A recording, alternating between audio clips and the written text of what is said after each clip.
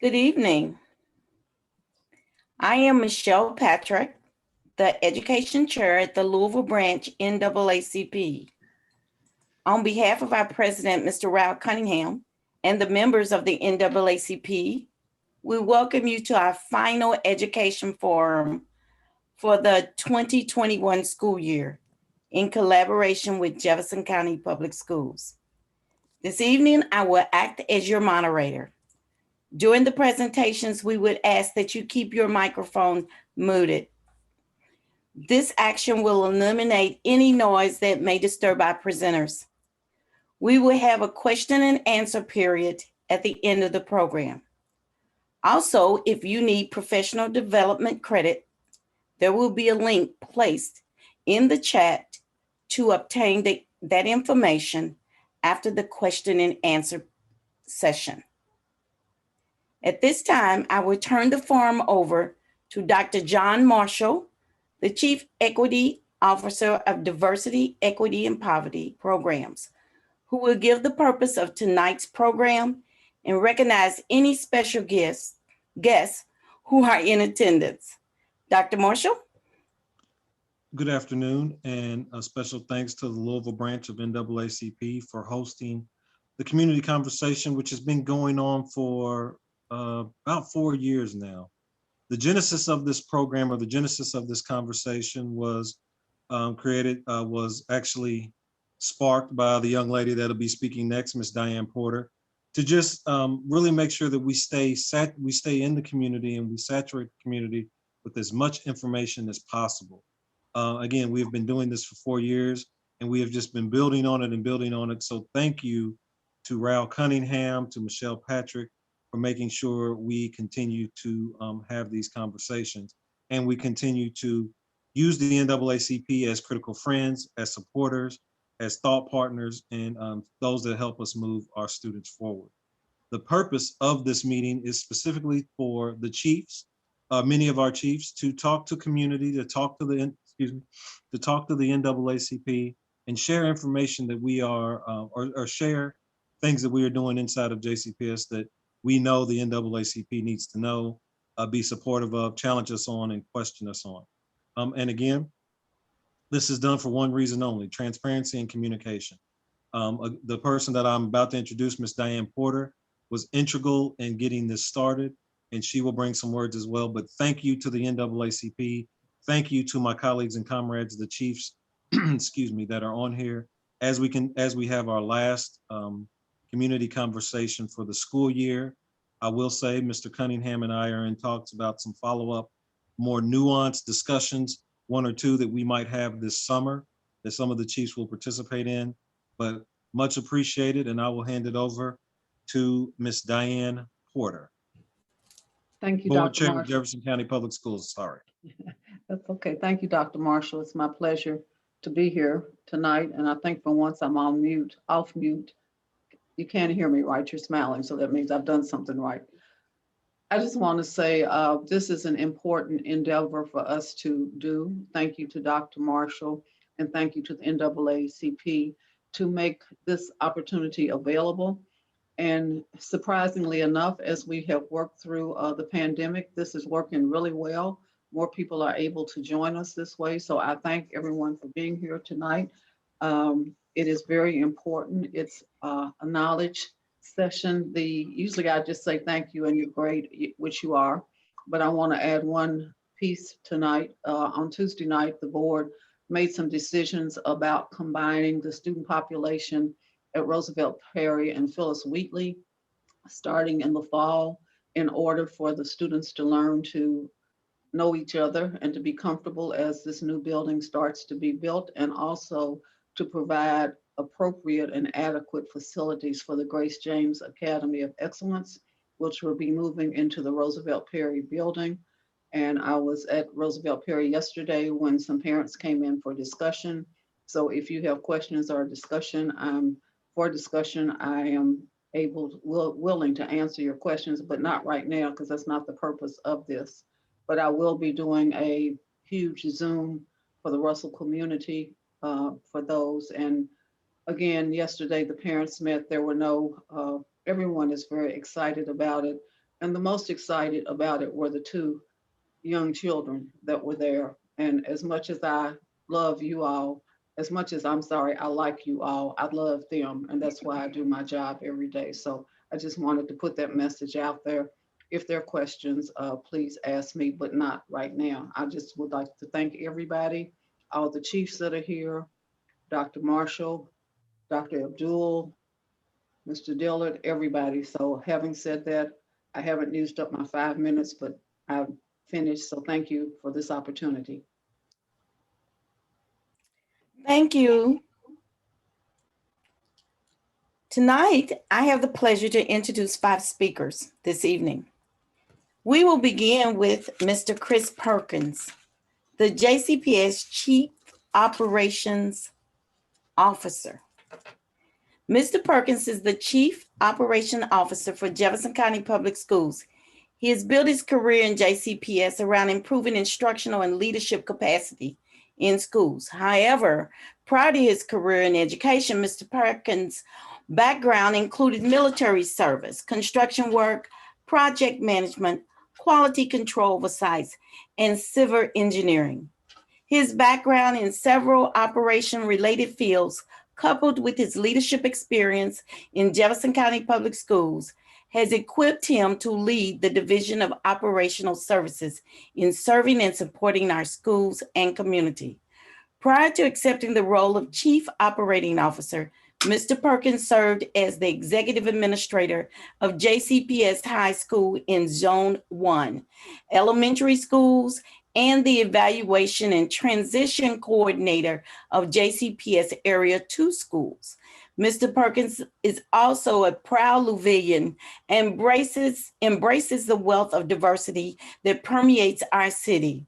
He is committed to partnering with the Division of Diversity, Equity, and Poverty to ensure we go above and beyond our work to close the achievement gap for students of color, but also to eliminate opportunity gaps for our school families, neighborhoods, and community business partners.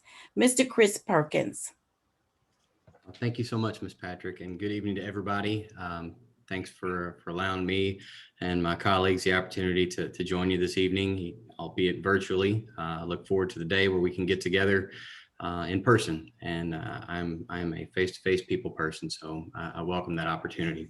So tonight I wanted to talk to you just a little bit about what we do in operations, and specifically what we're trying to do to impact our community. And I don't want to assume anything, so I'll kind of just a couple brief talking points about what operations is. And it's everything from transportation to nutrition services to safety and security, environmental services, housekeeping, property management, maintenance, facility planning, housekeeping, support services, distribution, and on and on. And so if JCPS was a football team, I think we would kind of serve as the offensive line. And so most folks don't notice the offensive line until something happens to the quarterback. But our job is to ensure that our district can function and operate efficiently. And so my job is to make sure things like facilities, transportation and nutrition services, and environmental safety happen, so that when those things go right, everything in school has the opportunity to go right. And just a little bit more about what we do. And again, I won't read through all of that with you, but it's about systems and efficiency and trying to improve productivity for the district so that our educators can focus on teaching and learning. Tonight, what I really want to kind of zero in on with you all is 2 specific areas that fall in operations. And one is the facilities and capital planning and improvements and fiscal operations. That's one piece. And then the second one is the property management, maintenance, support services, and human capital, and what we're doing there. So I'll take kind of a sidestep to set the context to this up. And part of our work is redefining the future state of JCPS facilities. And what you see on the screen in front of you is what's referred to as a histogram. It is our facilities, our school buildings, if you will, and the age of each one. And so the taller the bar is, the more schools we have in that age group. And as you can see, most of our buildings are between 45 and 70 years old. And that's kind of corresponding to the 50s and 60s when the baby boom generation was entering school. And so we were building schools as rapidly as we could and as cheaply as we could as well. And so as a consequence of that, you take cheap construction and rapid building, and you get a recipe for facilities that really weren't meant to last as long as they have. So we've got a lot of worn out buildings, and that doesn't mean that the structural integrity of them is compromised, but a lot of the systems that support those buildings are kind of beyond what we would call end of life expectancy. And so you can see we were pretty busy 45, 50, 60, 70 years ago building schools. Not so much here in the last 45 years. Matter of fact, in the last 45 years, we built 18 schools. And that's not counting the 2 that are underway that are being constructed down on South Dixie Highway and another in the Newburgh area behind Indian Trail. And hopefully, fingers crossed, and all things going as planned, we'll break ground on an elementary school at 18th and Broadway, adjoined to our YMCA, and then another middle school out between Taylorsville Road and Shelbyville Road off Echo Trail. And so I preface everything with that to say that we've got our work cut out for us with facilities. Matter of fact, we're kind of behind the game in building facilities. And so again, in addition to the buildings that we have underway, the 2 that are under construction and the 2 that we're hoping to break ground on this summer, we've got some major renovations. Many of you know what's going on down at Shawnee, $40+ million invested in renovating and reinvigorating that school to support our community down there. Brown School and Mill Creek Elementary, again, we've got major renovation projects planned for them as well. Most of you are aware as well of the tax referendum that was passed this past fall and our anticipated impact that will have on us as well. And so all to say that the future looks bright as far as building new facilities and renovating some of the ones that are in much need of significant renovations. And so we have a pretty stringent protocol we have to follow when it comes to how we build facilities and how we plan for them. There's a lot of state guidelines we have to follow. And part of that bid process is where we're trying to bring in more of our minority and women-owned business enterprises into JCPS to contribute to building the future, if you will. And so as part of that, we have set as a district committed to increasing the minority, women, and veteran-owned business participation in our major capital projects, and set a goal of having at least 15% minority-owned business participation in subcontracting work in these major projects, and 10% as a goal for the women-owned business enterprises. We've also gone back in partnership with our Diversity, Equity, and Poverty division to become a little bit more stringent on that good faith effort to make sure that our contractors really are following and exhausting all efforts to include and optimize the amount of contributions our minority and women-owned businesses can be involved in our district. And so to date, for this current fiscal year, currently we're at about 16.8 minority participation from local businesses. Our goal is 15, and right now we're at about 16.68. And for the women-owned businesses, our goal is 10%, and right now we're at 14.33. So we're pleased that we're making progress. Dr. Marshall and I and our respective teams have met about every month or two to talk about our progress, and we're excited for this, but by no means are we settling for where we are. But I think it's a good indication that we're making strides in the right direction, and my hope is that we gain some momentum and this grows and snowballs, if anything. And so the primary feedback we're getting from our general contractors is just that access, the connectivity to our minority owned businesses. And so part of my hope in this conversation is just to get the word out. We've got to get people involved, submitting project proposal bids to be involved in our construction projects. We want to invest in our community and to especially for our businesses that are owned by people of color and our women-owned businesses as well. And so that's my ask for tonight, is that we continue to communicate and work and get our folks connected with members of the community.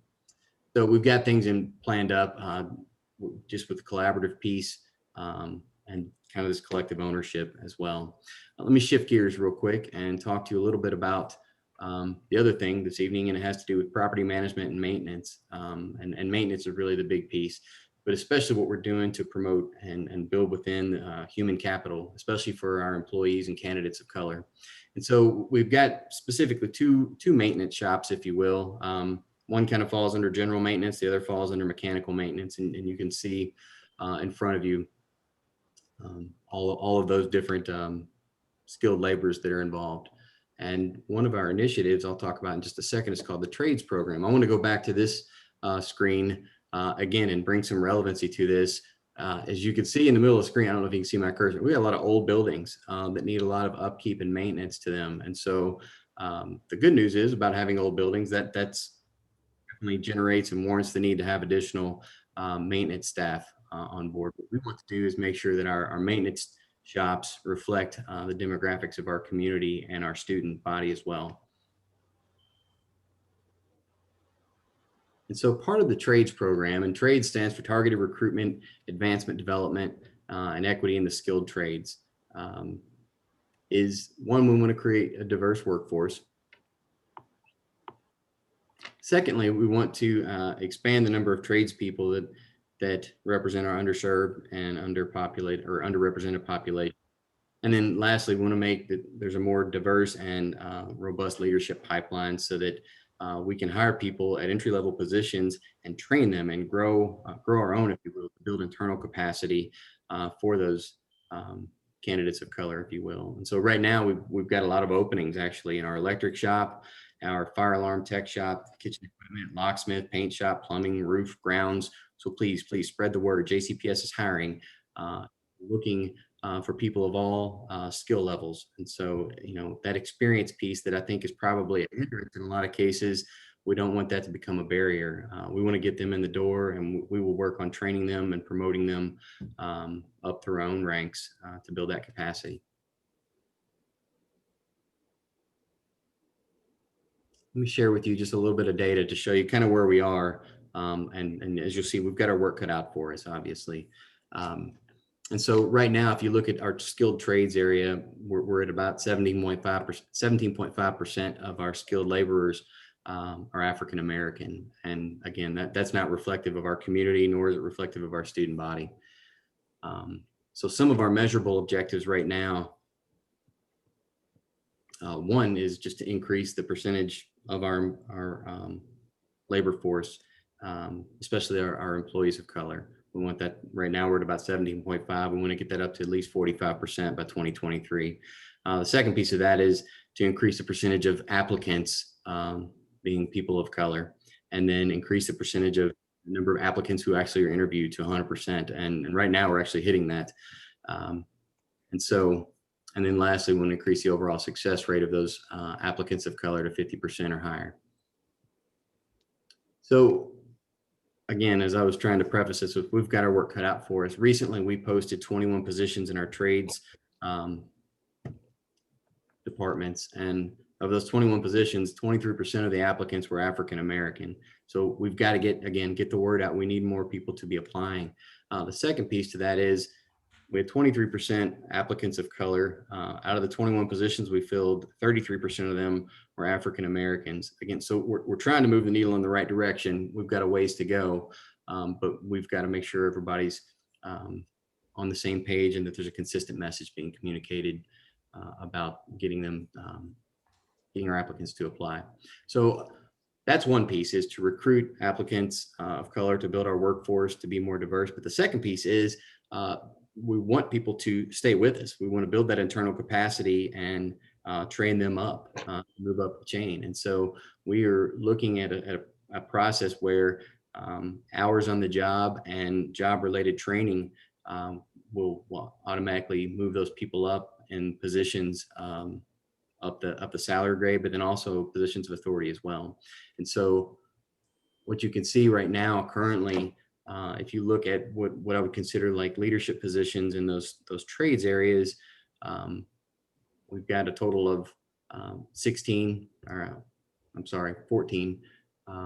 foremen, coordinators, and specialists, and only 3 of those 14 are African Americans. That's not acceptable. That's got to go up. Just this past July, once we implemented the trades program, you'll see there were 17 plumbers, 13 electricians, roofers, ground workers, and general maintenance. Those are folks that we bumped up to that next level on the org chart just based on their experience and the training they'd received on the job. So we must do better, though.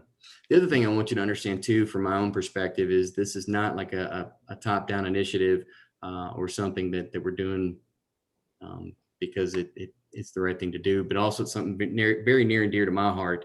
I report directly to the superintendent, and my 4 direct reports, they're all executive administrators. Of those 4, 3 of them are African Americans, and I'm very committed to making sure that my team represents diversity as well, so that we can promote that from the top all the way down to the bottom. And so a couple things just next step wise that we've already got in the works. One, we've kind of got an internal pipeline to recruit applicants of color through our Academies of Louisville program in our high schools.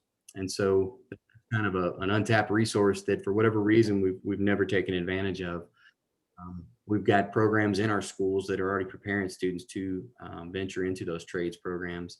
The other piece, again, is communication, media, and news coverage to make sure that people are aware of it. And I think that's part of it, just there's a lack of awareness. So we've already talked about some internal advertising we can do, talk with Dr. Marshall and his division about getting some type of write-up in the Equity, Envision Equity Art magazine as well. So that's all I have, and I think I've probably gone over my 12 minutes, so I apologize. I tend to get long-winded when I get excited about stuff, so I'll stop sharing. And Ms. Patrick, I don't know if I'm supposed to kick it back to you or kick it to Dr. Dawson, but thank you. No, you kick it back to me. Okay. Kick it back to me. Thank you so very much. Our next speaker is Dr. Dina Dorsett.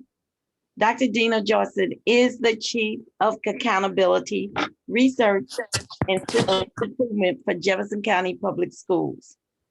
She manages the district's offices of planning and system improvement, research, program evaluations, testing, and resource development. She works closely with JCPS staff, universities, and the community agencies to provide data that is useful, accurate, and timely. Her department's research and analytical work is used to drive systems improved across the district. She has served the district in various roles for 20 years.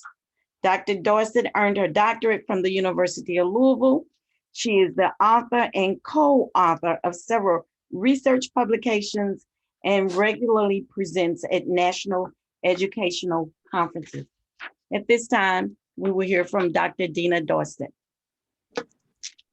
Thank you, and good evening. Tonight, I'm excited to share a little bit about I had said at one time our division. that I wasn't going to put these ferns in the pots, but Excuse Somebody needs to Dr. Dorsett. If you are unmuted, please mute yourself at this time. Thank you. I'm sorry, Dr. Dorsett. That's okay. I'm trying to get my screen to move forward. Thank you.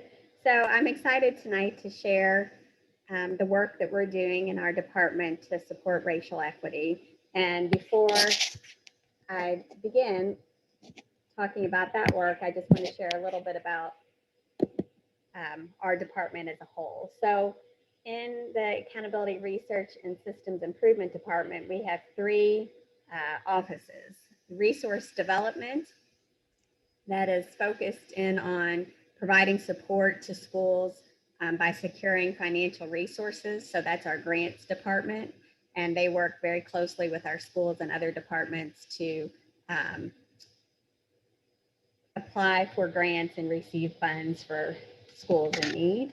We have our research department that is focused on conducting data analysis and supports improvement planning, both at the district level as well as the school level. So this team works with schools as they develop their improvement plans. They also work with schools and to do comprehensive system reviews as well and provide formative feedback to schools on their improvement efforts.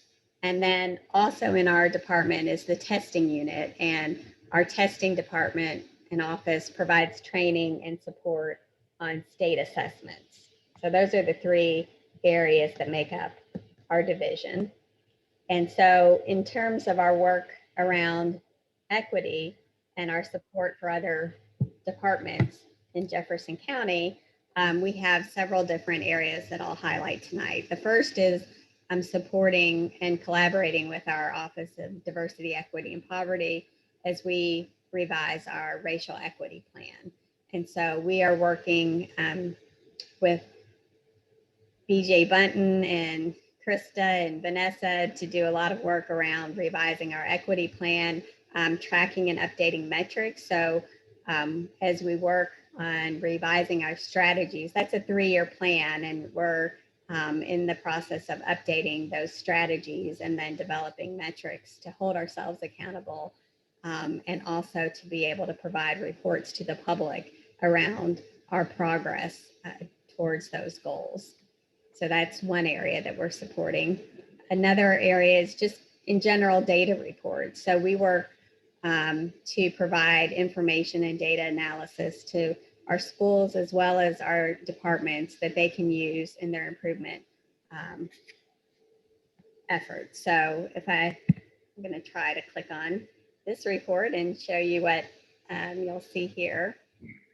And so this is a report that we generate from our comprehensive school survey. It's a survey that is administered each year. We've been doing it for 20 years to all of our students, grades 4 through 12, our staff, and our parents. And so what we're able to do here is to look at the data through our 3 pillars: our racial equity, our success skills, and our culture and climate. And we're able to disaggregate the data by different student groups. So you can see when it comes to racial equity, how our white males, African-American males, Latino males, and all students respond on several different survey items compared to our white female, African-American females, Latino females, and all students. And so you can see here around sense of belonging, engagement, data by school, by group, by student group.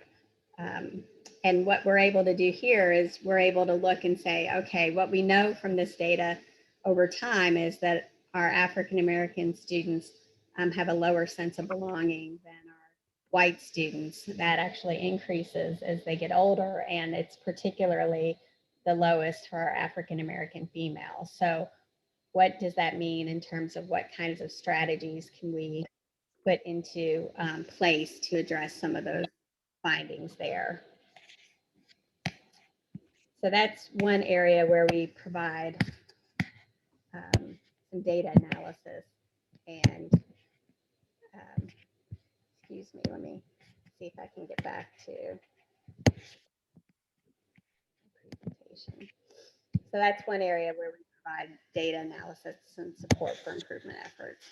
We also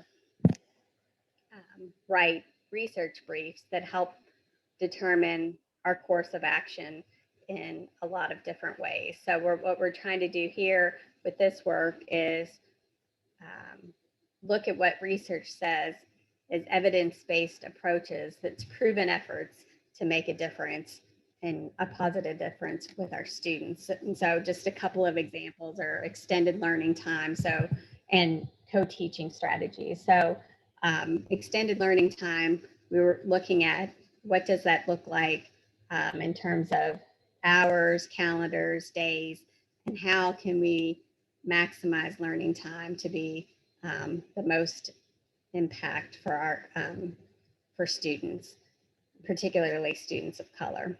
And then we also, as I mentioned, resource development, it's one of those areas within our department, and they have received several different grants over the last few years, 14 new Frisky grants. So Friskies is a service that is in several of our schools. They help students with a lot of non-cognitive support, non-academic support. So whether it's housing or clothing or food, that support is provided by that department. And then our Vills grant and Verizon mobile hotspot. So that's providing one-to-one technology with our students, and that has been received in 11 of our middle schools in particular to help bridge that digital divide. In our testing office, they're working to expand their translation options for parent reports so that when parents receive information from our state department about their state assessment results, that they receive it in a language that they can understand and make meaning of. And then we're also working with our teaching and learning office to explore other gifted and talented tests to make sure that we're expanding and identifying all students that we possibly can for receiving gifted and talented services. And then one last area that I want to highlight is our REAP dashboard. And we're collaborating with our Department of Equity, Diversity and Poverty to track the use and impact of the REAP. So just want to talk briefly about that process. So the Racial Equity Analysis Protocol is a tool that we use both at the district level and then at the school level when we're making decisions that impact kids. And this is used by a diverse group of school-based stakeholders, district-based stakeholders, but it's something that shouldn't be completed in isolation. It needs to be most impactful. It needs to be discussed with a wide-ranging group of individuals that can share differences in their perspective. So it's not also just used for new ideas, but also using it for past practices and policies to see what changes we want to make. And so what we were able to do from our department is help create a dashboard to track the implementation of that tool and protocol, as well as its impact. So the purpose of the dashboard really is to provide district leadership with an analysis of how REAPs are conducted and to better understand how they align with our policies and our metrics. So this is just a screenshot from one of our page one of our dashboard. You can see the number of REAPs that have been conducted as part of the REAP process. After questions have been answered, there's a question around, should we move forward with this policy and practice, or do we have reservations? Do we need to make changes? And so we're able to look at the data by each of those categories. We can track and see which departments are conducting REAPs and how many of them, what type of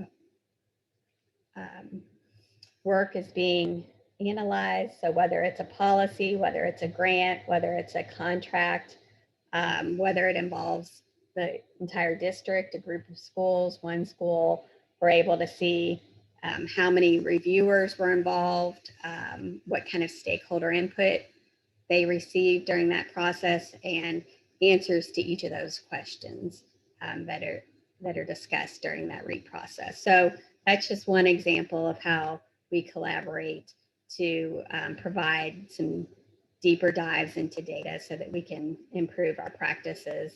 And as Dr. Marshall says, make the REAP fibrous throughout the district. So with that, I will, I think I maybe made up some time that Chris took, but that's okay. So I will turn it back over to Ms. Patrick to introduce the next. Thank you, Dr. Dorset. And our third speaker is James Jimmy Adams. Mr. Adams is the Chief of Human Resources for Jefferson County Public Schools. Mr. Adams has spent over 2 decades serving the students in Kentucky. Among the many roles Mr. Adams Experiences include being a teacher, an assistant principal, a principal, director of secondary schools, assistant superintendent, chief operation officer, and chairman of the Kentucky Education Professional Standards Board. Mr. Adams' deep leadership experience at both the local and state level has strengthened JCPS human resource operation and ensures that the JCPS attracts and retains the most highly qualified workforce for our students. Under the leadership of Dr. Polio, Mr. Adams has worked with JCPS, Department of Diversity, Equity, and Poverty to dramatically increase the hiring of principals and administrators in our schools. Mr. Adams? Thank you, Ms. Patrick. That was very nice of you to share all that information, and thank you for the opportunity to speak tonight. I will be joined here shortly with this presentation by Dr. Amy Green Webb, who I'll hand it over to in just a few minutes. But the goal when I came to JCPS 3 years ago was to really put systems in place to make our human resources office more efficient, more effective, and have better and consistent positive customer service. But most importantly, to be able to start the school year with no classroom vacancies. Now, we haven't met that goal yet, but we are actually making quite great strides to get to that point. But in order to do that, we recognized that we needed to attract and retain top talent, not just in teachers and administrators, but in all JCPS positions. And for me, that would start working within HR. And so we wanted to look at not just making that attracting and retaining top talent, but we also put a specific focus on recruiting and retaining employees of color. So we started looking at the restructuring of HR. And one of the main goals that we had within that was that a person could come in at an entry-level position and then recognize and have the opportunity to be able to move up and eventually be in my seat as the chief of HR if possible, as they continue to grow and go into that and work in HR. So we really saw open mobility as something that we needed to be utilizing as a way to attract and retain staff in HR.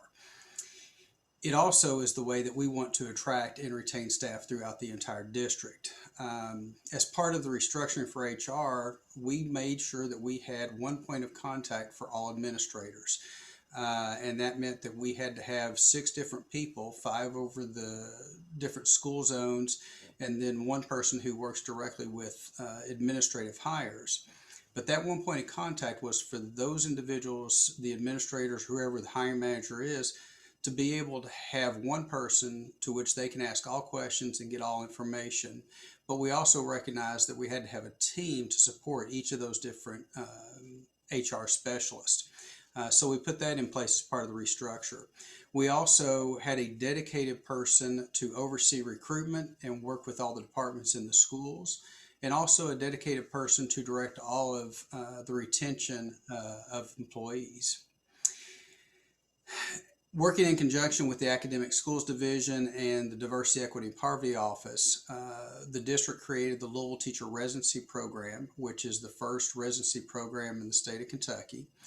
And also working with operations, the district was able to establish the trades program, which Mr. Perkins spoke about a little bit earlier.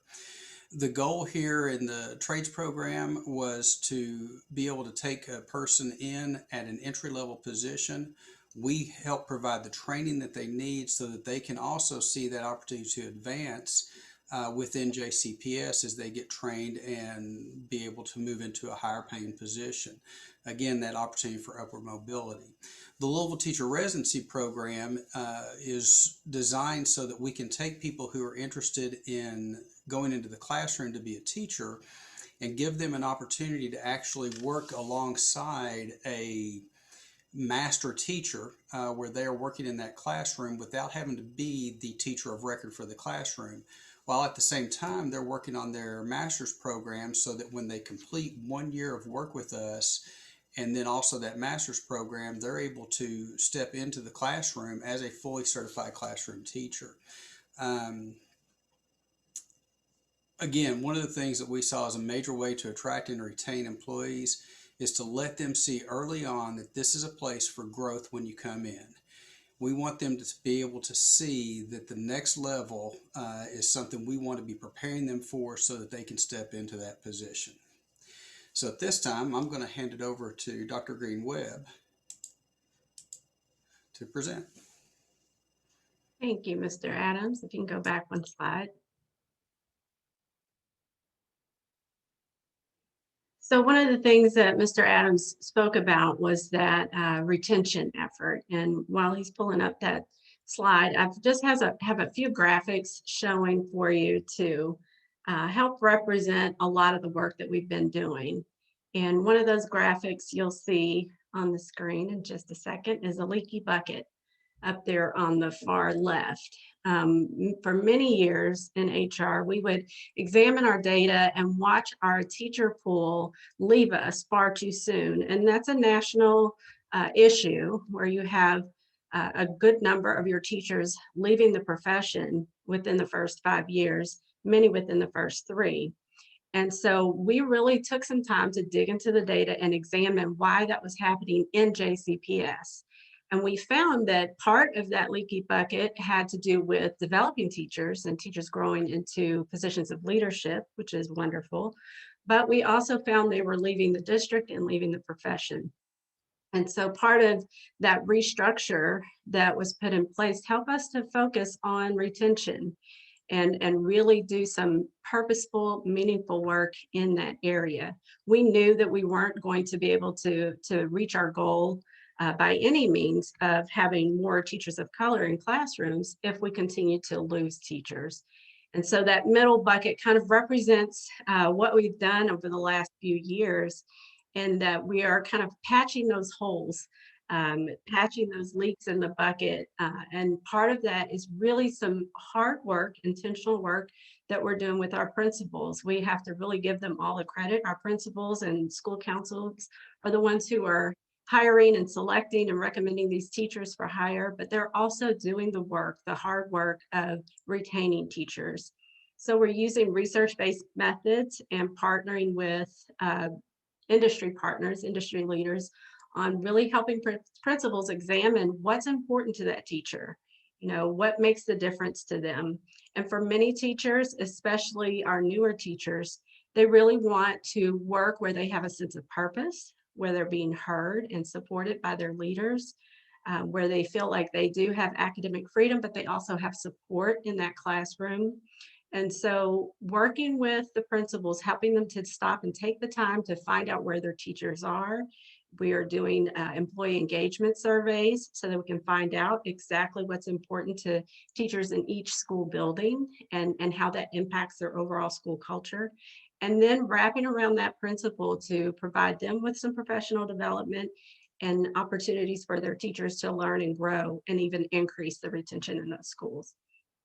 And so our goal is to have that last little bucket there where we're filling our bucket and we're holding on to all of the folks there. So I like that graphic. That's something I actually have had on my wall, the leaky bucket, when I first came to HR about 17 years ago, and have been pleased that we've seen that progression and that we're doing the work, and our principals and folks in schools are doing that hard work.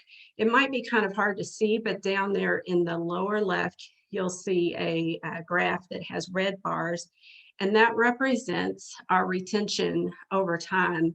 And you'll see that we have increased in our ability to retain teachers. We were in the 80s, very, very low 90s, and over the last couple of years have experienced great retention. And that's really a big deal for us. We're very proud of it, proud of our principals and schools, proud of our academic teams as well, who are also providing professional development for our teachers overall at the district level. And then that green graph that you see over on the bottom right represents the retention of teachers of color. So that's the attrition rate, and you'll see the last bars there on the far right go down quite a bit, and that too is exciting because that means that fewer teachers of color are leaving the district. And you'll see that over time we haven't seen a decrease that we really needed to happen, except over the last year. And that's really important, again, as we're trying to meet those goals to have more teachers of color in the classroom. We're finally seeing that happen and gaining some momentum and putting things in place so that we stay on this trajectory. We want to continue to see this happen. And so we're providing resources and support to ensure that that happens. You'll go to the next slide. This is just a little bit of data. Earlier, it was mentioned that we have an increase in teachers and administrators of color. And so our student population it's nearly 60% students of color, and it's 16% teachers of color. That's a really, really hard balance to achieve if we're trying to mirror our student population. Again, that's something that we see in districts across the nation. Really, really difficult to achieve, but it's something that we're going to stay kind of plastered on our walls as our goal to attain. But in order to get there, we are watching the data. And one of the other pieces of information that we're also proud of is that this year has been a banner year in the number of teachers of color employed by JCPS. And so you see those numbers there. That's still 16%, something that you should know. And we've shared with some folks on this Zoom before. When we continue to increase the total number of teachers in the district, it continues to be difficult to exceed or increase the percentage of teachers of color at that same pace, but we are nonetheless going to continue to try. We have more Black male teachers than we have ever had employed in any recent history that I have seen, and data going back many, many years. So these are two really important data points, that we have more teachers in place and students able to see teachers of color leading their classrooms. And then onto that next box, more principals of color leading their schools. So we're up from 32% last year to 40% this year. And then 42% of JCPS chiefs, assistant superintendents, and executive administrators of color, and that's up from 23%. So again, that goal of having more employees of color in schools supporting students. Just to piggyback on some of the other things that you've heard tonight, for example, the trades program, and you saw Mr. Perkins' plan that outlined the work that we do with the operations team. We certainly were very excited with the launch of the trades program and had a little bit of momentum. And of course, COVID has caused a pause for lots of people everywhere. But we are excited that we are finally getting to a point where we can do some more in-person recruiting. And so our designated recruitment coordinator is working directly with the human capital liaison and the operations team to plan some really targeted recruitment. I saw in the chat, someone said going to the community centers, and absolutely that's what we're going to be doing. So now that we have that chance, more things are opening up.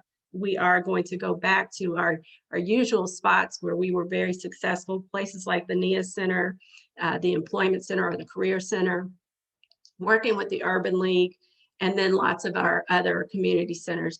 Another benefit to having the hubs in place this year, it is also designated another place where people can come and see kind of JCPS out in the community. So we have lots of opportunities there to help increase the number of applicants, and hopefully that leads to an increased number being selected into the trades program.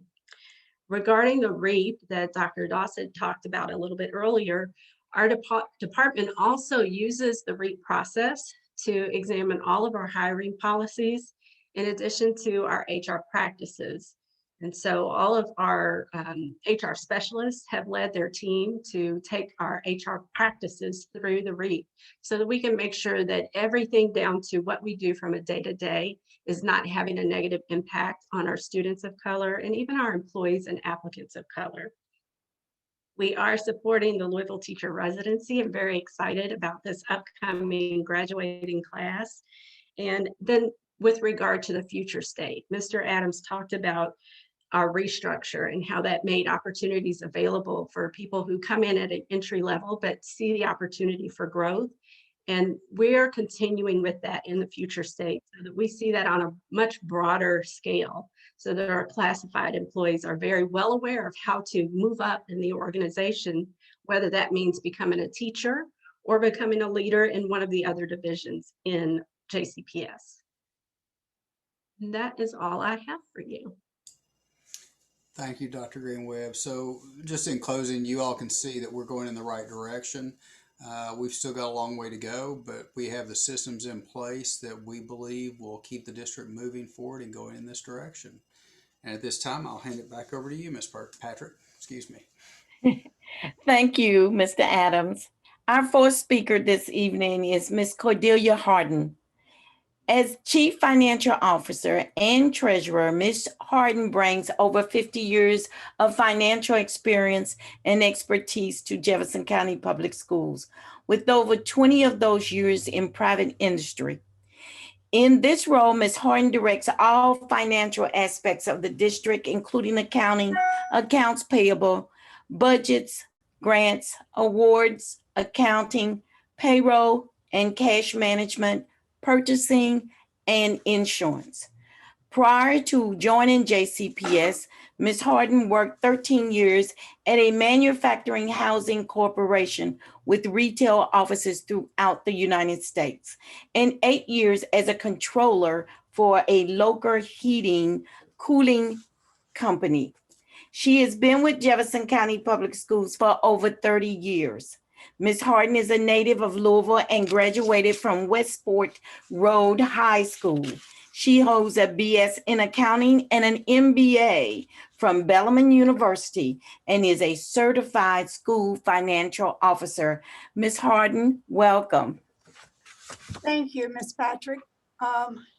Hopefully you can see my screen. Yes. Okay. And I don't know why I can't get myself up there, but anyway, you don't need to see me. My screen's the most important.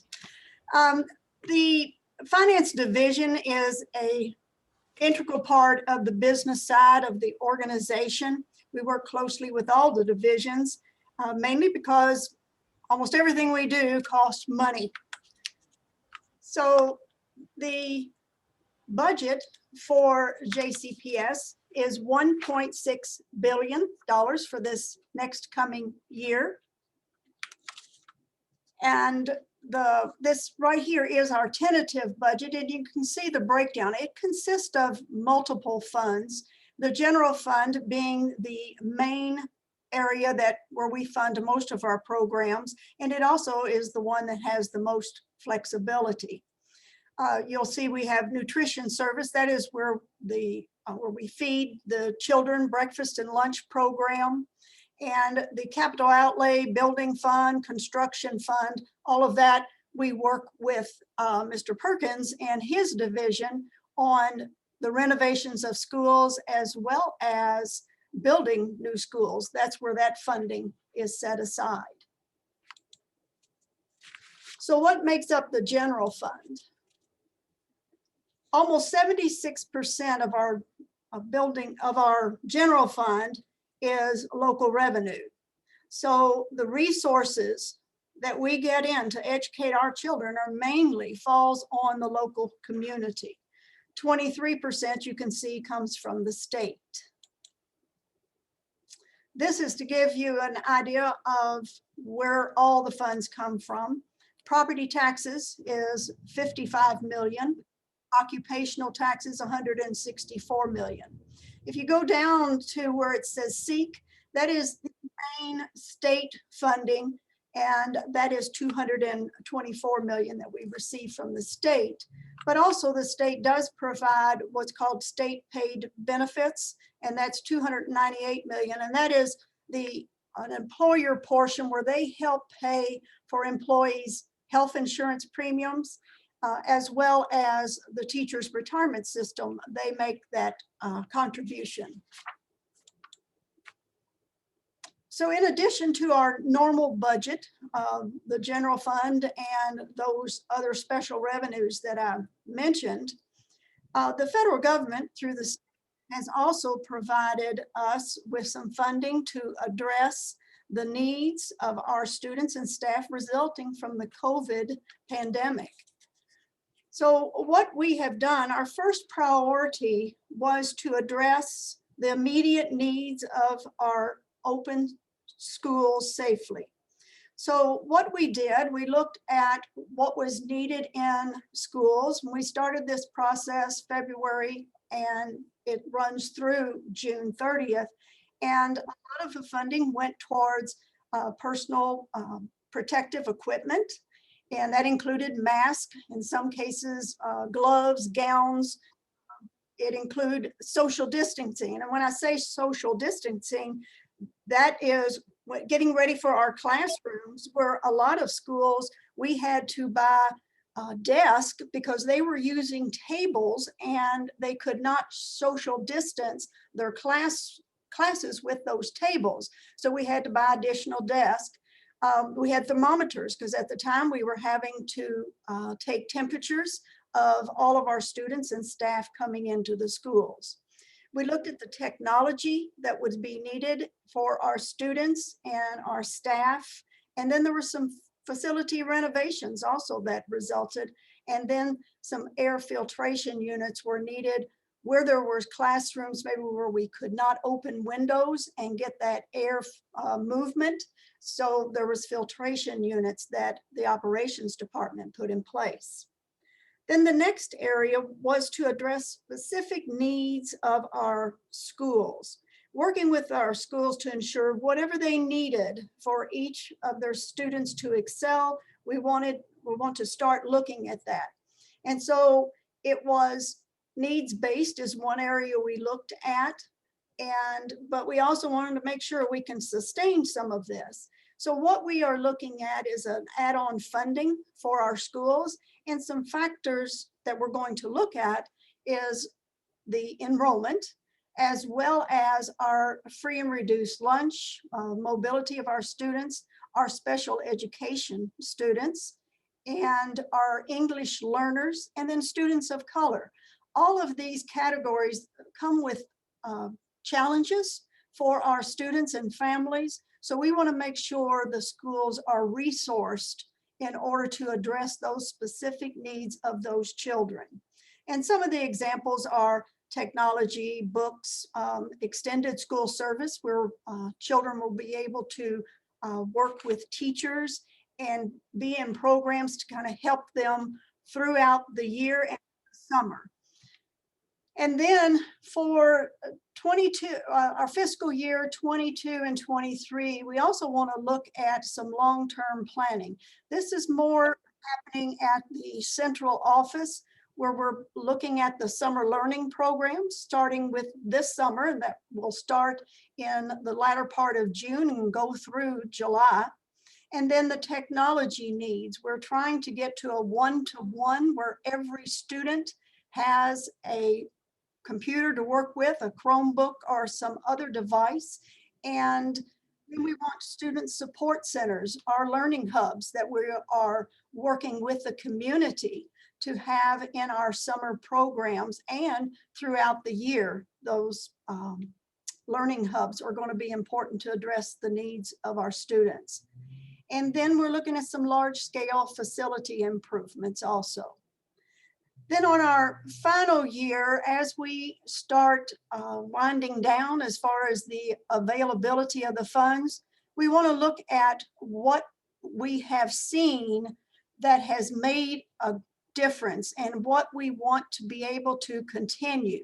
So sustainability is really important in order to be able to have that growth to address those academic gaps that we have seen. And so that final year, we will be working closely with Dr. Dossett's area in looking at the investments that we have made and look at the data to see what has worked and see what we can continue. So that basically is the ending of what I have to say regarding the budget itself.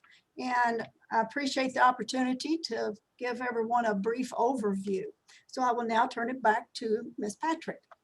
Thank you, Ms. Harding. Now we come to our fifth speaker. That is Dr.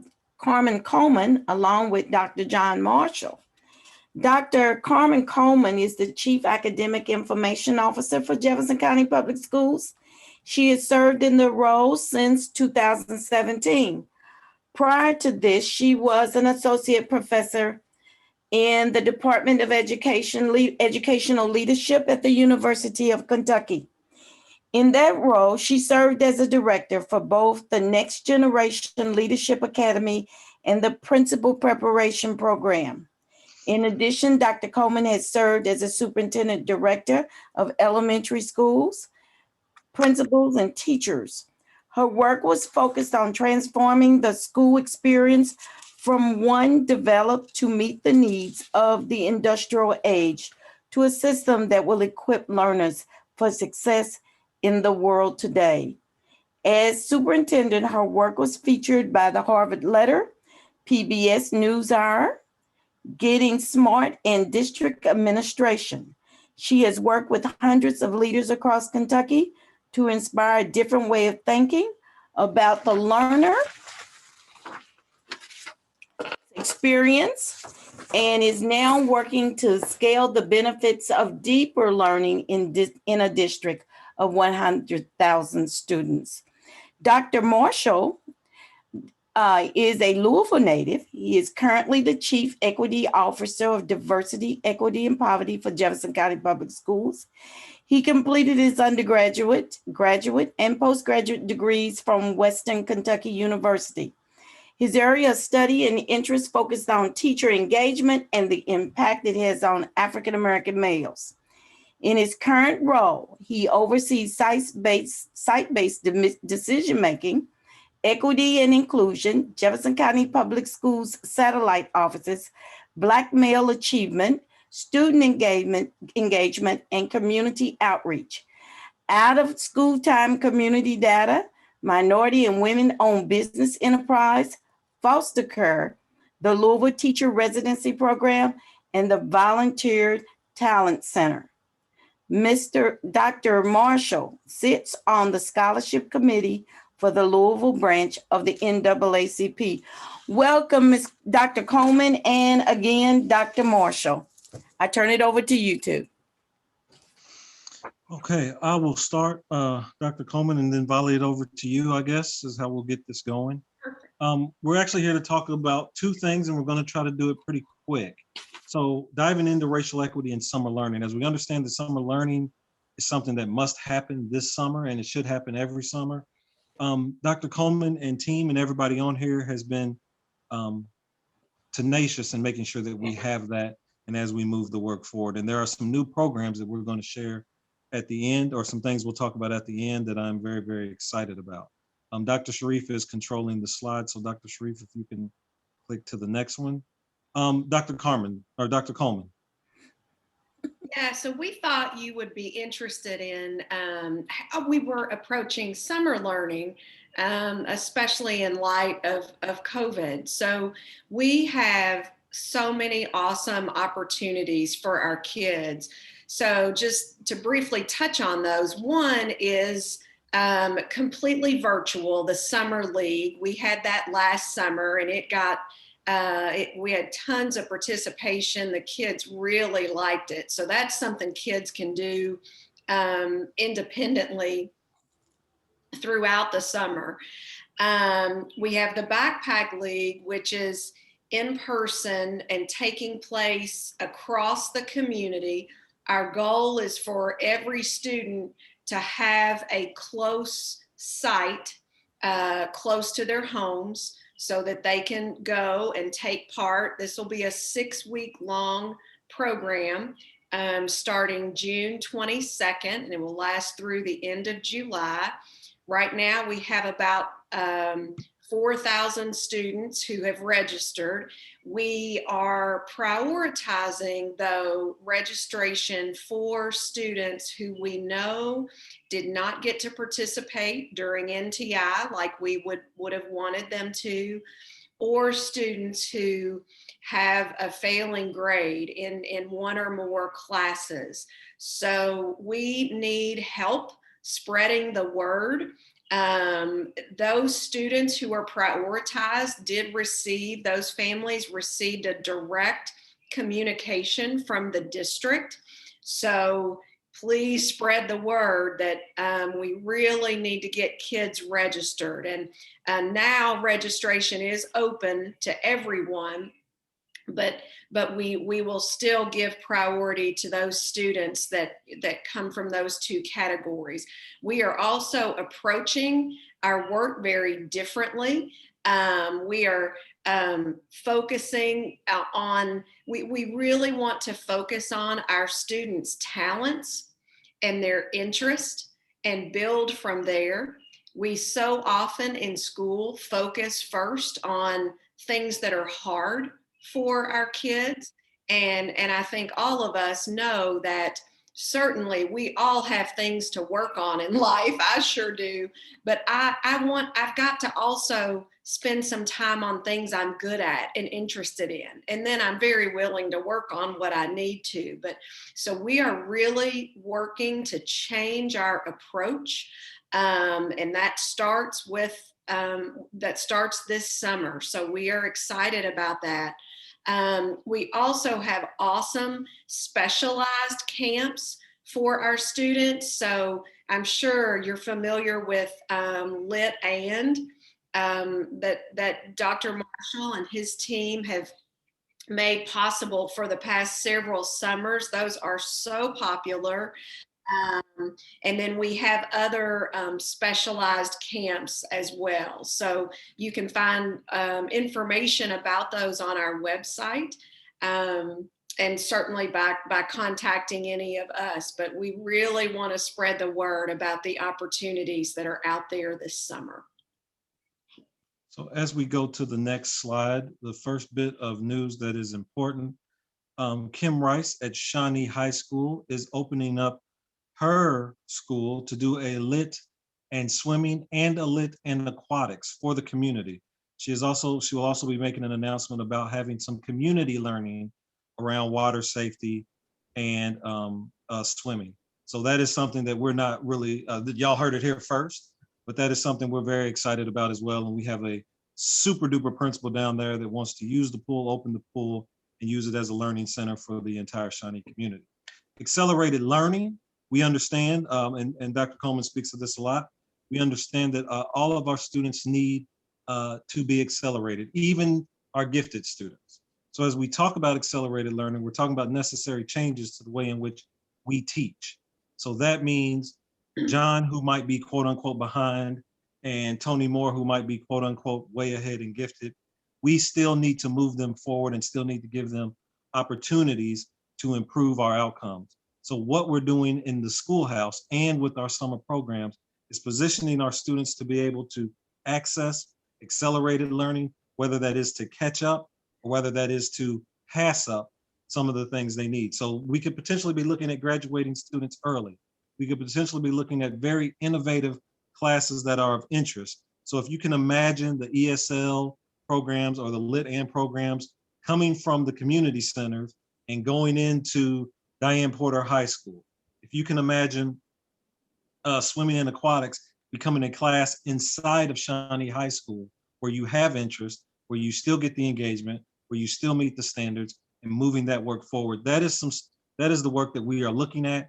And that is how we understand that we're going to accelerate and improve access.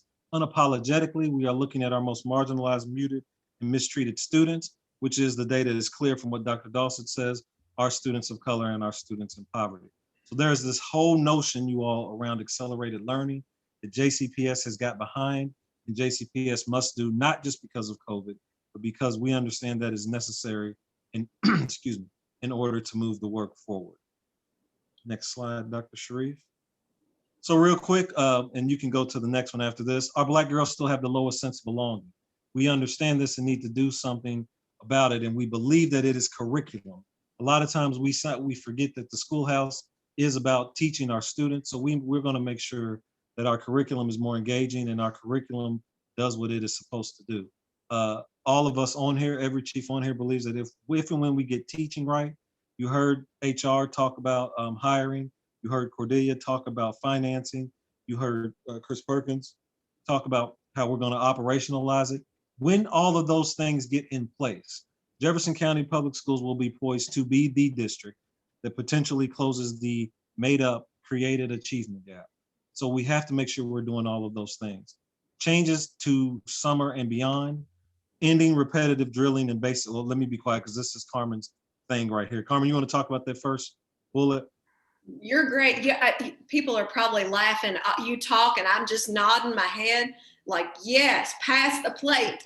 You all can tell Dr. Marshall and I, we work really closely together, and we are having fun despite the challenges, because we're getting things right. And it's going to take time. We're farther ahead in thought than implementation, but it's coming. It's coming. And we know that we have to really change our approach. Just like we talked about with summer. I don't know if you all got to see the little boy, third grader from Bates Elementary. He was just featured on the ABC National News. I think he's been on now Entertainment Tonight. I mean, this little boy can sing like nobody's business. A little third grade boy, and we've I mean, he's gone viral, all because he asked his principal if he could sing the national anthem one morning, and instead of what would have been easy to do, saying, listen, I'm busy right now, but I'll get back to you, or whatever, she said, well, let me hear you sing. And if you've heard him, you know the talent. And we've got to start there with our kids. Our kids come with, we talk a lot right now about learning loss, and we know there's ground to cover. There's no doubt. But we also know that our kids have been through a global pandemic, a global crisis, just like us. And we know that what's most important is to know them, and to make sure that we are really building on the knowledge that they have. So often we start off and we start to sort kids, and they end up in these groups that, where they never get back to rich, engaging, grade level learning. And just because one thing is hard for you doesn't mean that everything is hard. And we are determined to get our kids out of that remediation cycle and to approach school and learning in a very different way. So how we're ending, or we're going to the summer and beyond, ending the boring drilling that we all had in public school. I am a JCPS product, proud JCPS product. There was a lot of rote, boring stuff. Increase access to rigorous curriculum. That is something that we must do and must continue to do. And increase access to social and emotional support system. I pause here real quick. NAACP, being the historic organization you are, I am challenging us now to remember, as we do this, we also must pivot our way of thinking. I'm sorry, one of my kids heard Miss Porter's voice and act like she was going to come in here and speak to Miss Porter. What was I saying? Oh, yes. Increase access to social emotional support. We must do this, but we also must understand that a school system that continues to focus on the oppressed and not the oppression or the oppressor is a problem. So we have to own the accountability as adults of why these students sitting in this pool or this ocean are potentially not where they need to be. What are we going to do as adults, as opposed to constantly talking about what they don't have? What are we not giving them? So that's a pivot in the way we're thinking, and we're challenging everything using the REAP process that you heard Dr. Dawson talk about. So we're ending repetitive drilling, we're increasing access and rigor, and we're increasing access to our social and emotional support, understanding that we are not focusing on the oppressed, we are focusing on the oppression and the system that's causing it. Next slide. And so here's some things we're looking at doing in NAACP and family. Changing start times. Stimulus funding, you heard Ms. Harden talk about that. Using our stimulus funding intentionally around racial equity. And the team of Teachers for Equity, this is and I think we might have some on here, there's a group of teachers that have come together, and we are funding them to help produce equitable lesson plans, to show what it is like to have disruptive lessons that are really challenging students that are really engaging students to break away and divorce from boring rote stuff that we have been doing in public schools. And then the anti-racist curriculum specialists that we have that are helping to do all of this. So in a nutshell, when we talk about changing start times, literally changing the times in which school starts, maybe extending the time, we're really thinking about doing that. You've heard Ms. Harding talk about how we're funding intentionally around racial equity. We have teachers banding together to put out lesson plans to help other teachers do disruptive, necessary work. We have funded anti-racist curriculum specialists to really make sure that we are putting a curriculum out there that addresses and tells the whole story and really engages our students. And we're taking deep dives in diversity and inclusion in every aspect, not just hiring adults, but deep dives in diversity and inclusion in what we're teaching. As we diversify our teaching staff, we definitely need to diversify how we teach and how we are including, how we are including our students. Next slide. So this is my call to action. Jefferson County Public Schools has the most robust racial equity plan in the nation. Period, point blank. We are leading the nation in this work. Some are trying and willing to drown that plan. NAACP, as we speak, there is a notion and there is an understanding and a belief that the work that we're doing is not necessary and we need to go back to the boring, very hegemonic, very not centered around diversity type of stuff. You always ask this question, what can you do at the end? And Mr. Bunton and I had talked to to Dr. Polio. We will continue to do our culturally responsive work. We will continue to do what is best for our students, but we understand that there is potential legislation drafted and written or going to be written to try to halt this work. NAACP, being who you are, you're almost missioned to have to do this kind of work. So there will be some conversations, there will be some necessity, or there will be some things that we have to talk about that are necessity, but we need to continue to do this. You heard some of the chiefs speak of what they're doing. I cannot imagine legislation saying we need to stop that, but if you look around the nation, there is legislation saying we need to stop what we're doing. I will be circling around with President Cunningham. Dr. Polio will be doing some work. He has already said we need to double down and do this kind of work, and we're going to. But this is truly, this is a flipped script, Michelle and Rao. This is truly a call to action. We need to double down and do this work, and we need everyone behind us to support it. So that is the end of this presentation. We are moving the work forward. We have a long way to go. I do not want us to get off here and think everything is great. Black students still aren't getting what they need. Students of color are still disproportionately suspended and not getting access to gifted as much as we want, but we need to move this work forward, and we need all organizations and all people who really support this and believe in integrated learning to be a part of this and be ready to go to war and continue to war with us, not against us on this work. That concludes the presentation. And Ms. Porter, they're dying to see you, so I'll let them get on here at the end when everybody's done.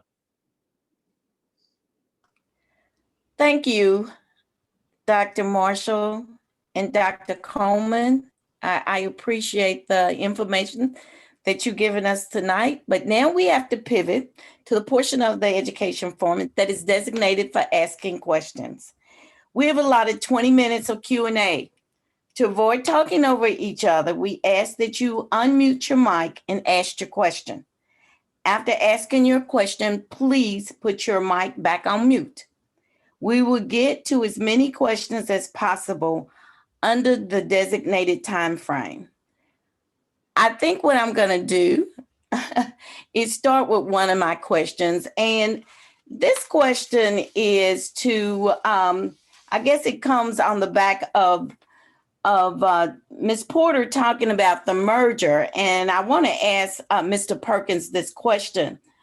Does Wheatley have room for the students of Roosevelt Perry? And can we see the detailed plans for that merger?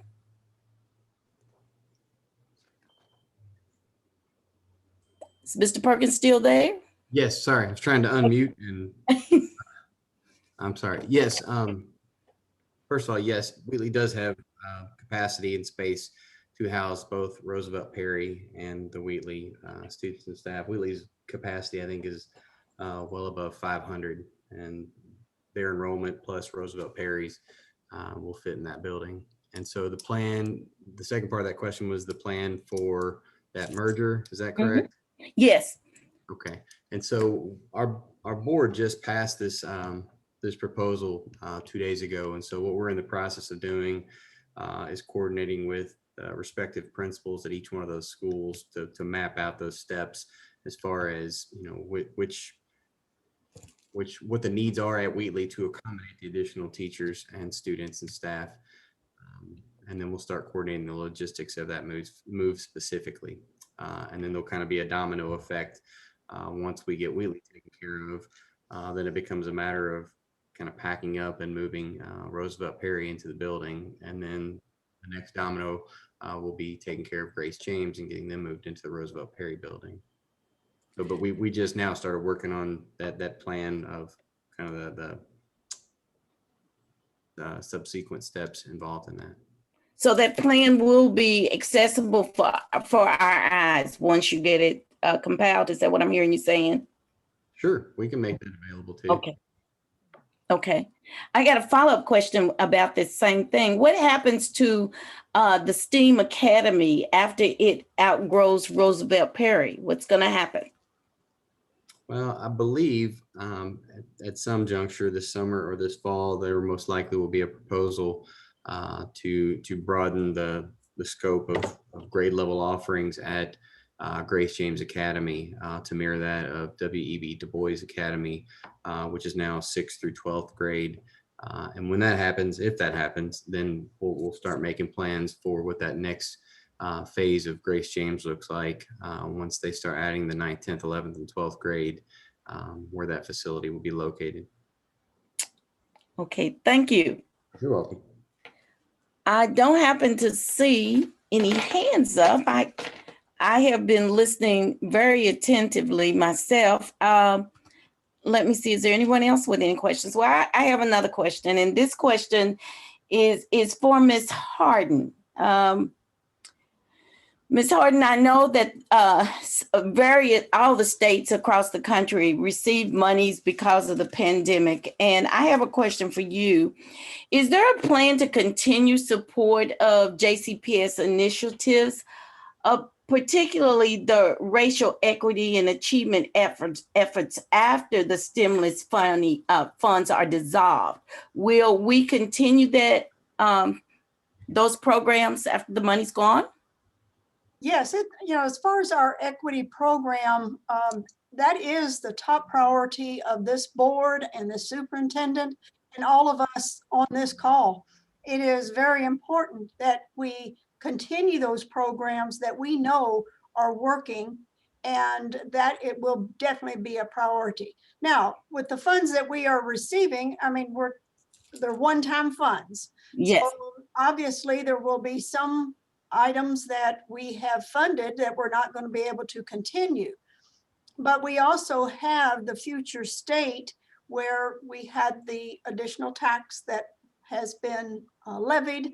It's still in the court system, but a lot of that funding, when we do begin to receive that, we hope we'll then be able to continue some of the programs we've seen that have worked in the stimulus funding. All right, thank you. I have a question. Yes, Ms. Davis. Yes, this is directed to Dr. Green and Dr. Marshall. I am interested in support services. I'm an auxiliary teacher, and I've been with the board for 21 years this year. And as I work with the kids, I think that they need more one-on-one type group things. We're beginning to do a little bit more at the school that I'm at now. And I was just wondering what type of opportunities or, is there any money going to support services? A lot is geared toward teachers, but not necessarily the small group, interventions. I'll start, Dr. Greenweb, and then you can jump in. One of the things, Ms. Davis, we're doing is a whole, actually, we could have talked about that, is a whole overhaul on student services and support services out in the community. Looking at 3 areas of town, Cordelia, correct me if I'm wrong, West End, Newburgh, and Smoketown, where we're going to actually put some tutoring services, certified teachers in buildings or areas of campus or campuses in those areas to do specifically what you just said, Ms. Davis, to really help our students and kind of get a little bit more nuanced and granular in that work. And there has been a lot of effort under the leadership of Dr. Coleman and Dr. Averett, who I'm not sure is on here, to do some of that work as well. It's specifically what you're talking about. So there is definitely more to come on that, and it has been long overdue to put a little more focus on that. But thank you, and that is a great question. Dr. Greenwood? To follow up on that, I'm hearing you say certified teachers. Yes, ma'am. And I'm not certified, but I've been through teaching programs and I have my master's in education. Yes, and ma'am. I'm not finding a lot of opportunities, but I have the desire.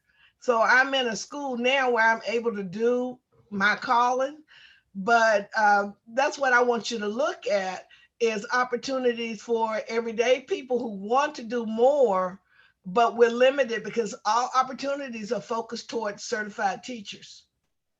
Yes, ma'am. And that is going to be part of it with the tutoring and support. I will let Dr. Greenweb, if she has anything, has anything to add. Yes, I am still on here, and I alluded to that at the end of my presentation, that our future state is making sure that employees just like you are aware of the opportunities. So doing a better job of communicating with all of our employees, including our classified staff, so that they are aware of advancement opportunities that might not go into the teacher position or classroom teaching, but other ways to support students, and seeing that clear pathway to doing that at a greater level, kind of the way you have. I have followed your career. It's good to see you this evening. And then when those centers are brought on board and in place, whatever the district provides, HR, of course, will be right there to support in getting them staffed with the appropriate staff. So I will be sure to connect with you offline as well, just to make sure we have all information that you need. Thank you. There's another question. Ms. Jones, I don't know if she wanted to ask this. I think this is a budget question to Ms. Harden. What are the suggested times for the extended school schedule, and how would that affect the budget with regards to extended work days and increased facility use? The budget has been adjusted to accommodate paying teachers or other staff that are actually working those extended times. On the programs where we also are providing transportation, our bus drivers are going to be paid to continue working those additional hours that are necessary for the transportation of our summer programs in addition. So the funding is there, and that's part of what this stimulus funding is actually being used for during the summer, this program and for extended learning, in the evenings. So that's what the stimulus funds are used for.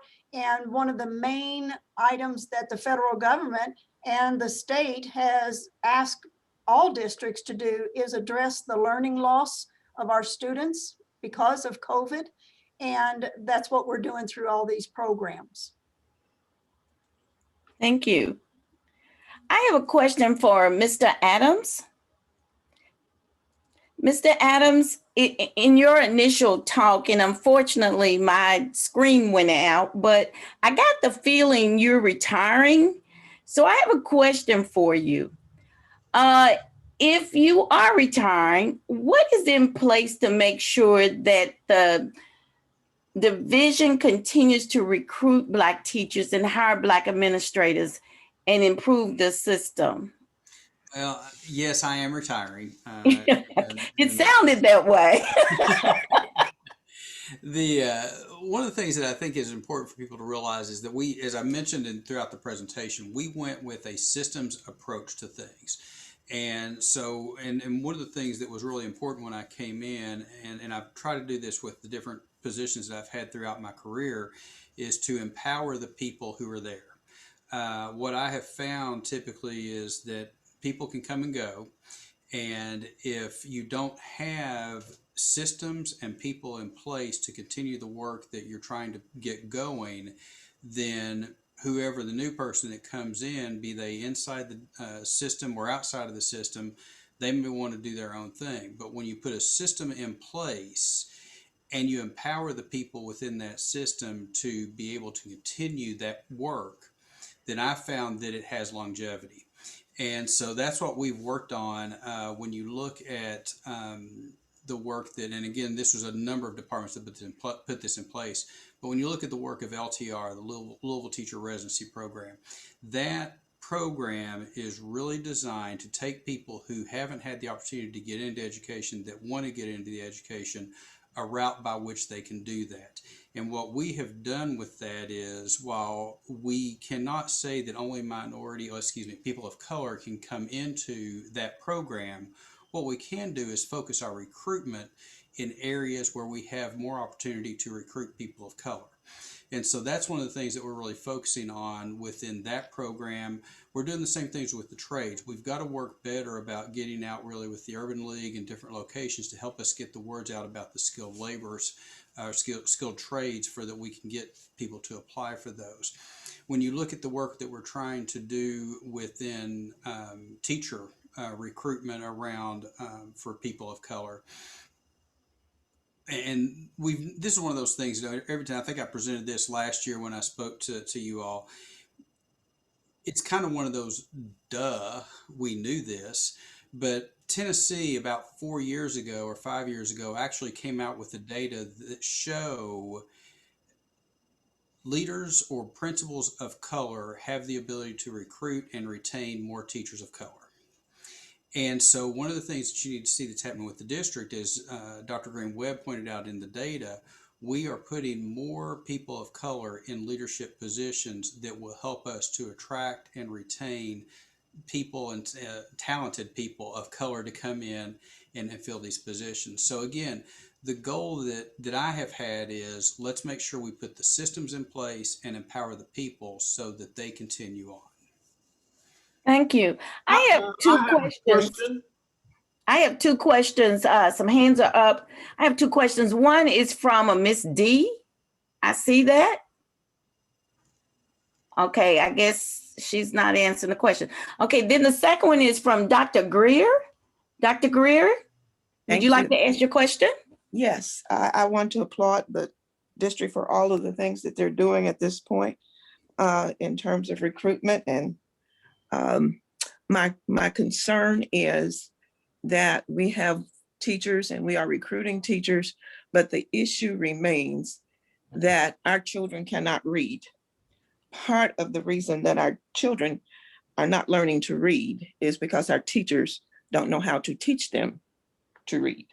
What are we doing in terms of professional development to help our elementary teachers get the skills that they need in order to be able to teach our children how reading and reading comprehension? I heard Dr. Marshall talk about not wanting to go back to the old days where we just the rote, but our children have to learn to read in order to get past that third grade issue and challenge that the district is having. So I'm interested in knowing, what are we doing with our teachers? Because you and I know that they are not being taught how to teach reading in the colleges and universities. So I'm hitting on them as well.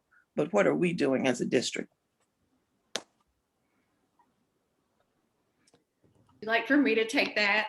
Yes, yes, Okay. Dr. Coleman. I will. So I could not agree more. I am an elementary teacher by training. That's my certification first. And I absolutely was not taught to teach reading. And the feeling that you have when you are in a classroom with 24 students and you realize many cannot read, or 28 students, it is a terrible feeling. And so that you're exactly right. And that has been a real priority for us. We had just started right before COVID, a district-wide literacy initiative that does just that. And we, despite COVID, we continued that training. In fact, we were recognized for the progress that was made despite the circumstance. Now, we haven't had, enough time to really evaluate the effectiveness. But everything, the leading indicators, everything we see, and it tells us that this is going to really make an impact. We've implemented in a very intentional, strategic way. So we, again, I could not agree with you more, and we certainly have that in place and underway. Michelle, do you want to add anything to that? I do.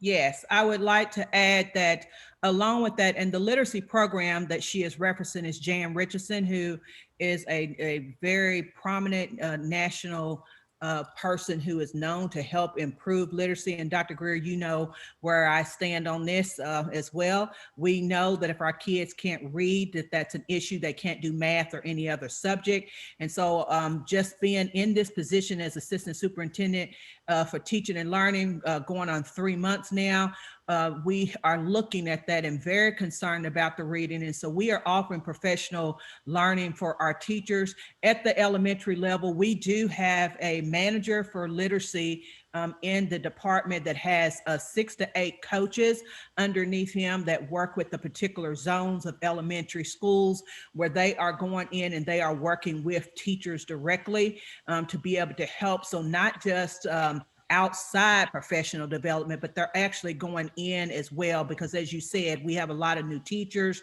and we have teachers that don't know how to teach reading.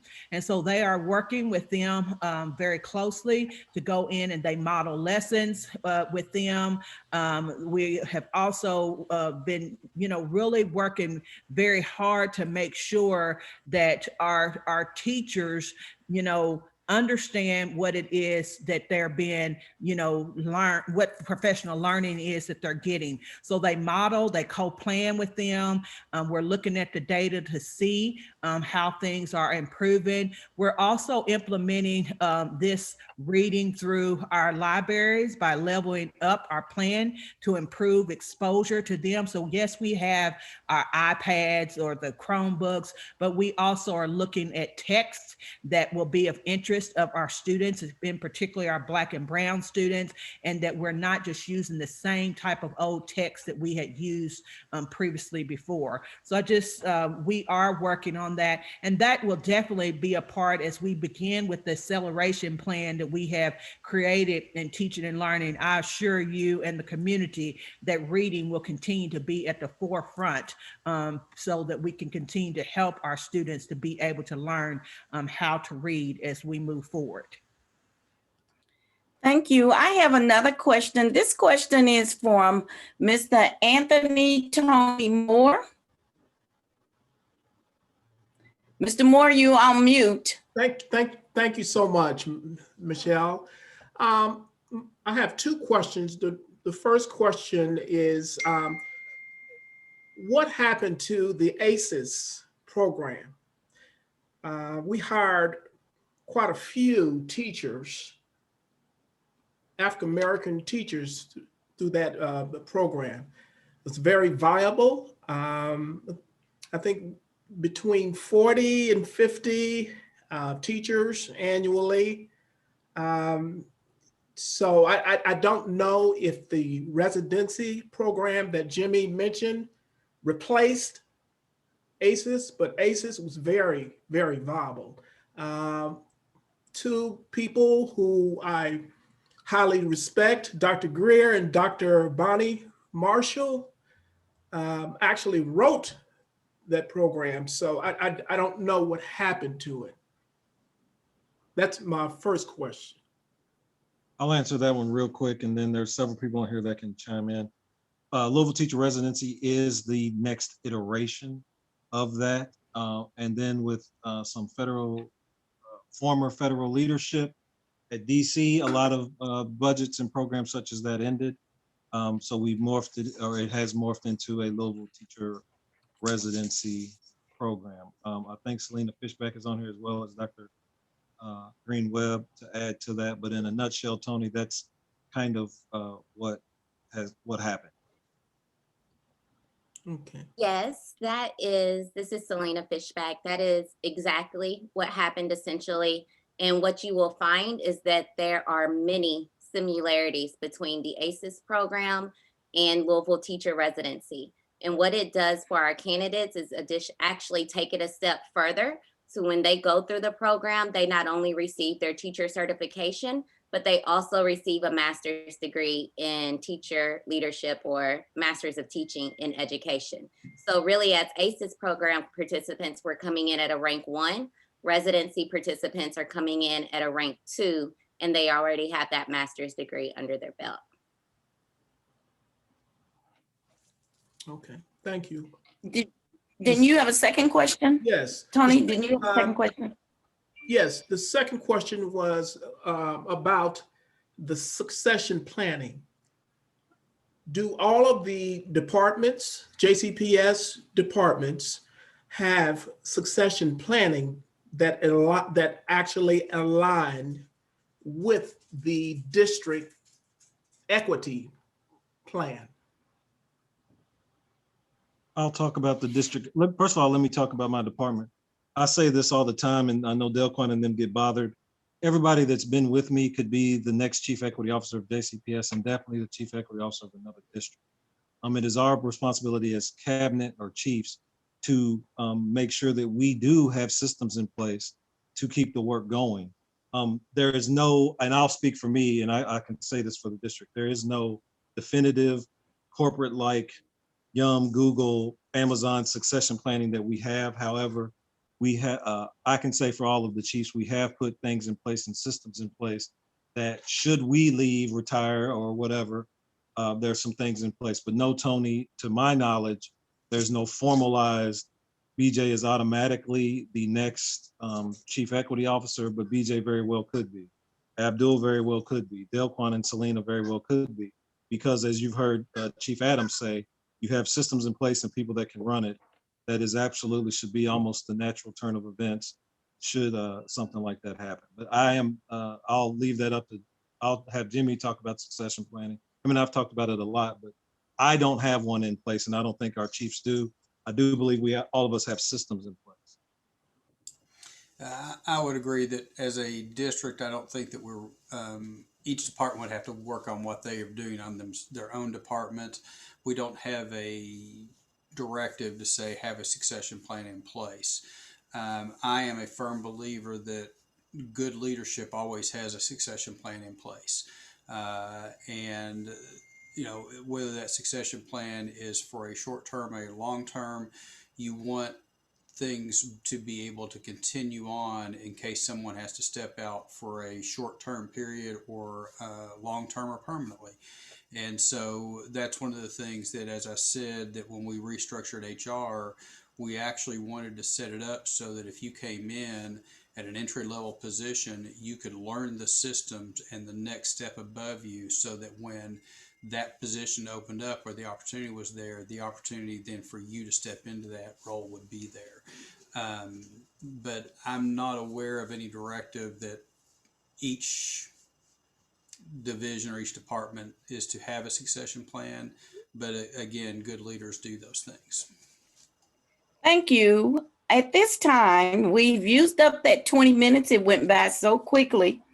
But this concludes our question and answer session. Now we will hear from Mr. Donald Dillard, Satellite Officer Supervisor, who will give you information about the next community farms. Good night. Good night, evening, everyone. Just wanted to get this footnote out. if you're applying for PD credit or ELA credit, there has been some links in the chat, so make sure you fill out that link so that you can get your credit.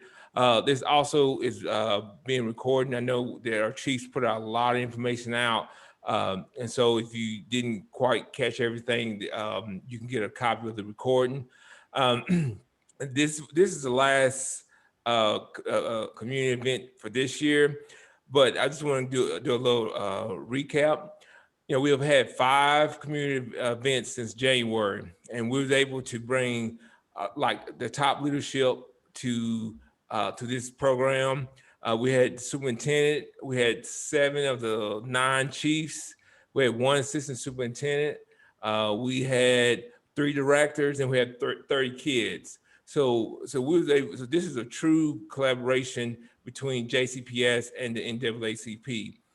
Tonight we had about, the highest we got was 98 participants. The highest we had over the 5 was 155 participants, and we averaged about 75 participants throughout the 5 sessions. But we are starting to plan for next year. If you have any suggestions how we can improve the community forums, please contact myself or Michelle Patrick, because we are always looking to improve. We also like to thank the NAACP, because they have did a great job of getting the word out, putting the events on their website, and also sending out constant emails. I know I sent it to Miss Patrick, and she sent it to her staff, and they send out 2 or 3 reminders to their members about this event. But we also want to give thanks to a lot of JCPS departments. I just want to recognize them, because when you ask some people to promote things, sometimes they do it and sometimes they don't. But I can truly say that we have a lot of departments getting this word out. I'd like to thank first the Department of Diversity, Equity, and Poverty. They send this information out to all their networks. With the communications department with Renee Murphy, she did a great job of sending it out to the media. We also had Gwen Goff. She sent the information out to the youth service centers. Michelle Dillard and Crystal Hawkins sent it out to the staff and the families that they work with. And Adrian Lane sent it out to the Louisville Alliance of Black School Educators. So I just want to let everybody, this was a truly collaborative effort by both organizations, and we look forward to continuing this for next year. And I think Dr. Marshall said maybe we may be planning on for this summer also. But we just thank everybody for their participation, and we thank the speakers for tonight because all the speakers that we asked, they all said that they'd be glad to do it. And so that's I'm glad we work for a district that is willing to reach out to the community. This time I turn it back over to Michelle Patrick. Thank you, Mr. Dillard. At this time, before we close, I have Miss Claudia Gearing, who is going to talk to you about joining the NAACP. Miss Gearing? Is she there? I'm sorry, I was muted. Thank you for inviting me, and good evening, everyone. As we end the school year, the Louisville NAACP branch is happy and proud to have been a partner of the Jefferson County Public School System in presenting these community forums. Membership is the lifeblood of the NAACP. The NAACP works to disrupt inequality, dismantling racism, and accelerating the change in key areas, including criminal justice, healthcare, climate, and education. We also tackle today's roughest challenges, and we take on action to eradicate them. We would like for you to join the NAACP if you're not a member already. It is only $30 a year for regular membership for an adult. There are other adult memberships, including the Silver Life, which is $750, the Gold membership, which is $1,500, and the Diamond membership, $2,500. We also have youth memberships, ages 20 and under, $15 a year, 17 years and under, $10 a year.